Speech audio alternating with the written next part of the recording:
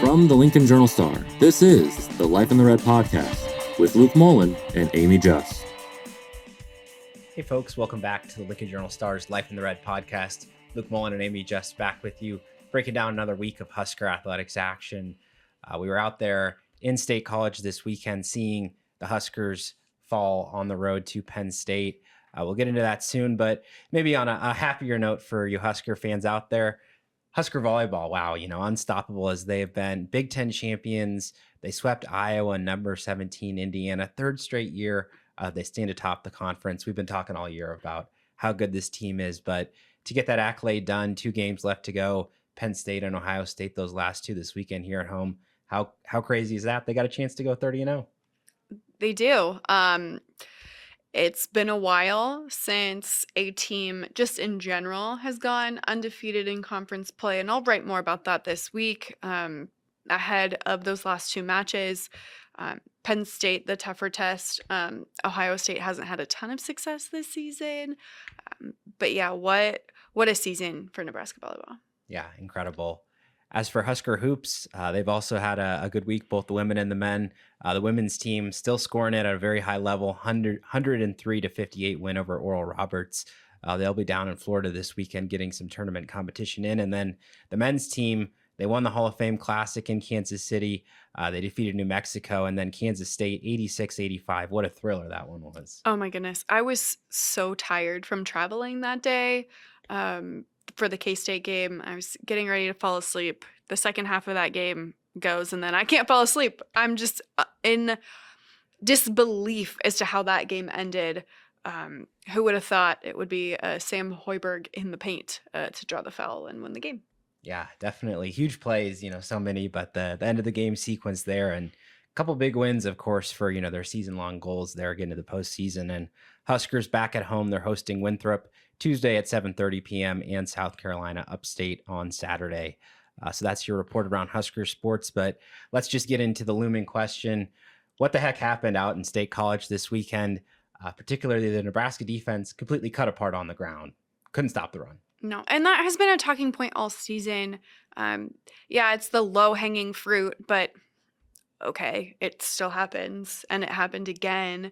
Now, granted, yes, Penn State's running backs are 2 of the best in the country. They're going to be NFL running backs. They're going to have great careers in the future. They're already having great careers. Both of them set some Penn State record that day, which is on brand for just how bad that game was for Nebraska's run defense. Yeah, definitely. And it was, the offensive line, they were moving bodies up front. And to be honest, especially after rewatching the game, I don't really know what the defensive approach was. John Butler had to tinker with it throughout the game. They came out 5 down linemen. That didn't work. They switched to 3. They were playing 2 deep safeties at times, and they were still giving up big plays. It was just Penn State attacking the weak spot in the defense every time, and Nebraska had no answers. Well, Nebraska has put it on tape week in, week out, whether that's against running quarterbacks, great running backs. The defense has shown all season long what their weaknesses are, and I'm not surprised that Penn State capitalized off of it. Yeah, just some basic outside zone, as Butler said all season. That's been the play that teams have liked to run. And, I thought a lot of the time, too, it was just one-on-one blocks, like just Penn State. They just won. They were the more physical team, and that's something we've seen in a few of these Big Ten contests. As for the Husker offense, they had that really nice opening drive, didn't get possession, didn't get points away with that 4th down stop. But Emma Johnson, he ran well. I thought Latif threw a nice ball, particularly when he was able to get outside the pocket, but not a lot of time to throw. And really, once they were down, it was tough, dropping him back a lot.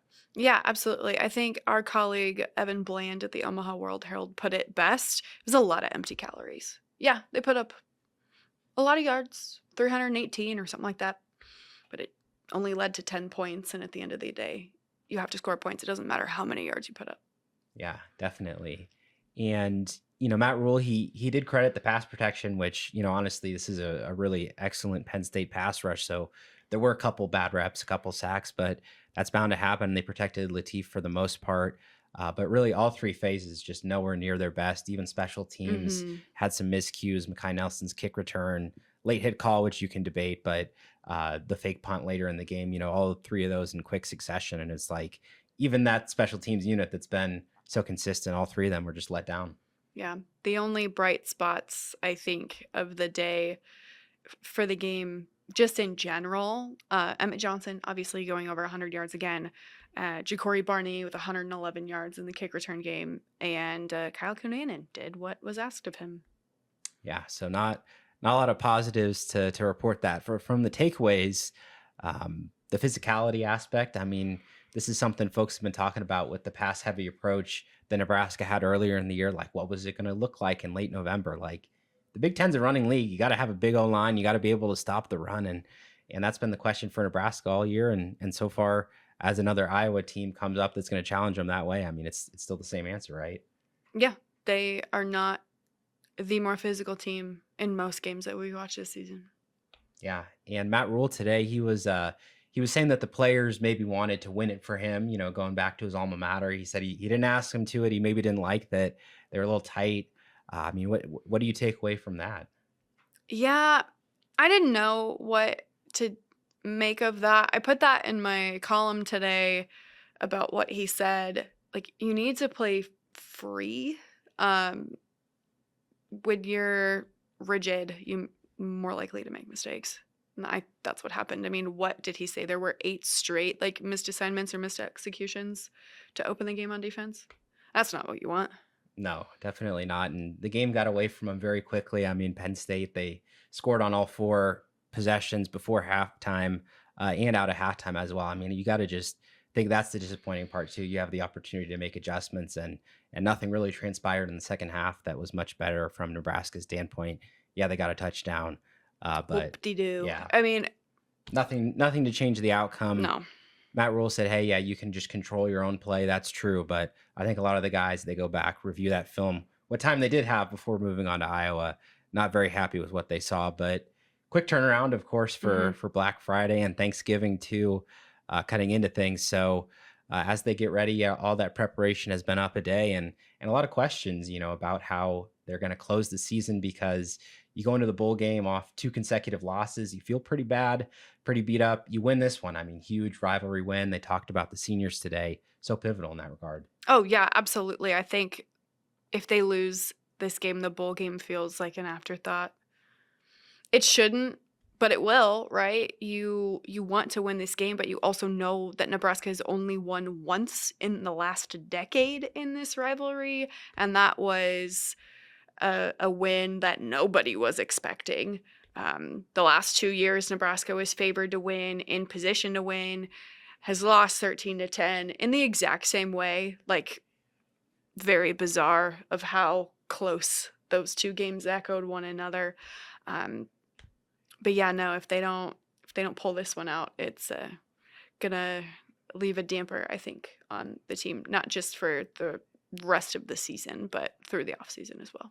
Yeah, definitely. And as we start talking about Iowa, a couple quick fire questions to start off with. Well, the defensive line, they're going to be under siege against another excellent run game. Who's been Nebraska's best defensive lineman this year? Because last year was pretty obvious. Yeah, I think it's like a hodgepodge of guys. Like Elijah Judy comes to mind. Keona Davis has really flashed. Cade Petchock has flashed at times when he's been in there. Williams Winery has flashed. That's who comes to mind off the top of my head. And what I'm hearing is it's hard to pick just one. There's not really a standout guy in that room. You don't have a Ty Robinson. You don't have a Nash Hutmaker. And nobody is expecting these guys to be those 2, right? But you thought maybe one person would break out a little bit more than they have. Yeah. I think Williams Winery, has provided the best pass rush impact. But in terms of interior guys stopping the run, yeah, they've had some moments, but nobody has really been super consistent. Keona Davis has had a couple good games, but yeah, hard to pick out the best in that group so far over the whole season. And a big question for Nebraska, 2 really good special teams units coming together. How do they handle the nation's best punt returner, Caden Wetchen? Kick it out of bounds. Yeah, don't kick it to him, right? And it's not just, don't kick it to him. Kick it out of bounds. Don't even make it an option for him to get that ball. Don't do it. Kick it through the end zone or completely out of bounds. Yeah, I agree. Any field position gain that you think you're getting, it's not worth it. No. Don't give him an opportunity. Don't Yeah. give him an opportunity. That's why Michigan State lost last week. Yeah. They thought, oh, we'll kick it to Caden Wetjen. Stupid idea. Yeah. Stupid. And the way that game played out, this Michigan State game, I mean, it was classic Iowa until the end. You know, they had to get a late score to take things around. And that's kind of our Husker hot topic for the day. It's an Iowa team, defense, special teams, the run game. That's their style. Is this why they've had Nebraska's number in recent years, the stylistic differences between these teams? I think so. I think they've just been tougher. I think late game, they have succeeded where Nebraska necessarily hasn't. So the last 2 games boiled down to the exact same thing. A late turnover by the quarterback put them in pretty decent field position, muscled their way 4 late game field goals. Starting kicker, backup kicker, doesn't matter. 2 different kickers, same result, right? So limiting turnovers, especially late in the game, is going to be of the most import, I think, especially within like the last 4 minutes of the game. Definitely. I agree. I mean, it's a classic Iowa Big Ten, football game that they play. Like they run out the clock, they churn up time. They'll punt it away. They'll play the field position game, play until the fourth quarter. Their defense is elite. Hope that you make mistakes. Hope that penalties, turnovers, as you said, that all of these small things, add up to just them doing the right things and being poised to make those big plays in the key moments. And really the way that that they beat teams, it's just waiting for them to mess up. And Nebraska, more often than not, they do it. They do something crazy, something happens. And that's why we've had, in this Iowa rivalry series, so many games that come down to the last kick. And special teams, make such a big difference this time of year. Nebraska's been so much better this season, so I think that'll help them. But this Iowa style, I mean, it's built to win in November. Minnesota runs a very similar style. We saw what they did to Nebraska, and it's something that's going to lead Iowa into this matchup. It's a big reason why they are the favorite, because they're built to win in November. And as we scout them for this matchup, top 10 scoring defense again, something that you expect with the Hawkeyes. Yeah, they run the ball quite a lot. All 3 phases work together, and it's interesting. There was a lot of hype in the offseason about Mark Gronowski, really good FCS quarterback. He's come in, had kind of an up and down season. He missed some time due to injury, hasn't topped the 150-yard mark passing since returning. And in fact, TJ Latif's 205-yard day against UCLA was more than Gronowski's thrown for all year. But 13 rushing touchdowns, 7 passing. He's a different kind of quarterback. Yeah, I mean, we can have a long conversation about how Iowa just breaks quarterbacks, but we won't get into that right now. He scores. Doesn't matter that he's not throwing the ball. He doesn't need to. Iowa is finding ways to win. Their defense is one of the top 10 in the country in terms of total defense. As you mentioned, scoring defense, right? So he hasn't been asked to do a lot because he hasn't been needed to do a lot. He scored 20 touchdowns this year. That's all that matters. Doesn't matter how it's happened. Definitely. Well, it's a winning formula, as I said, and it's a reason why Iowa comes into this matchup as a favorite. Not quite as big as the spread was there against Penn State. I think it's 6 last I looked. It was like 4.5, 5.5. It's gotten there. I think it'll be closer than that. I did say that about the Penn State game last week. Yeah, we both did. We saw how that turned out. Yeah, completely unexpected meltdown. But this one, I think being at home does give Nebraska a boost. It just feels like, as I said, another one of these games. It's going to come down to the end. Maybe a late kick, a late play. Who knows what exactly the moment is going to be. But I think Iowa gets it done. I'm going to say 21-20. Huskers, I think, should be able to run the ball, especially if they get Latif, get him challenging that defense, get a lot of touches for Emmett Johnson. But I think Iowa is going to be able to wear them down and win the fourth quarter, as they always do. Well, my score prediction, I'm kind of being a jerk, but I don't care. Iowa 13, Nebraska 10. Going with the proven track record, huh? It's been the score the last 2 years. Why change it now? Look, I'd love to be wrong. I say this all the time. I'd love to be wrong. Iowa's defense is incredible. Iowa's special teams is incredible. Their offense has gotten the job done. Not to say that Nebraska's offense hasn't gotten the job done, but I just look to last week and it doesn't give me a ton of confidence. But I'd love to be wrong. Yeah, certainly.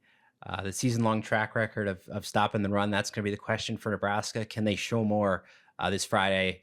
It'll be 11 a.m. inside Memorial Stadium. Huskers play against the Hawkeyes. Close out the regular season. We will have all the coverage for you, as always, at journalstar.com.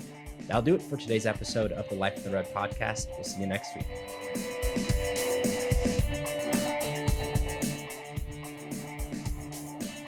Thank you for listening to this week's Life in the Red podcast.